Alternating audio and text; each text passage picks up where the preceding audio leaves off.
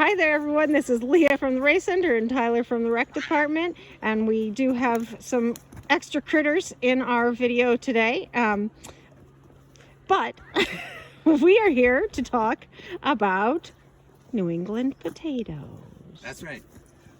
As you can see, it's springtime. The snow has melted, so garden beds are emerging, and you know, in the spring, sometimes it's nice to think about the fall. And there's a really cool vegetable to harvest, and that is potatoes. It's just magical to reach into the soil and come out with these like purple or white or yellow or gold potatoes. But in the spring, we get to do a similar thing where we harvest New England potatoes.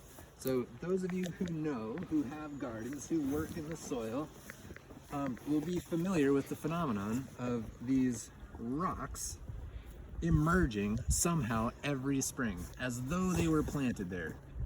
Would you plant a rock in your garden?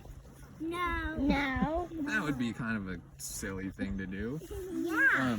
So where do they come from? Well, they come from below the surface. And what happens is rocks are very good conductors of heat. And so the soil below this rock will transfer its heat through the rock up to the soil above.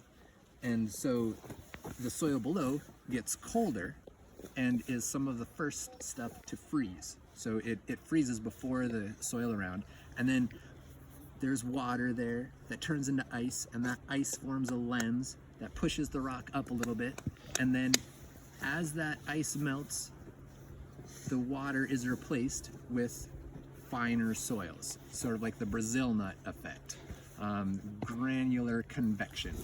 So the larger, because look at, here is a rock. Can I see that one? Yep, there's a rock right here.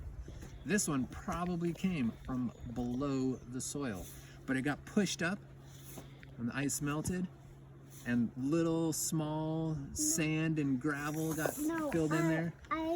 I got it from the rock pile. It's also possible that this rock did not come from this garden and came from the rock pile over there. There we go.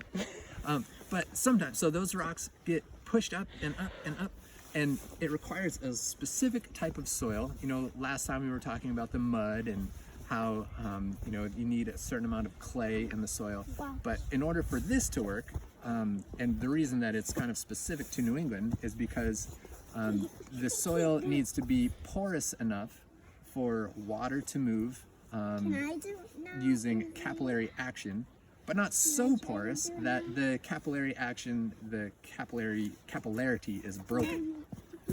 So you have to have just the right mix, which here in New England, we're very lucky to have. And so every year we get to harvest our New England potatoes. Yummy.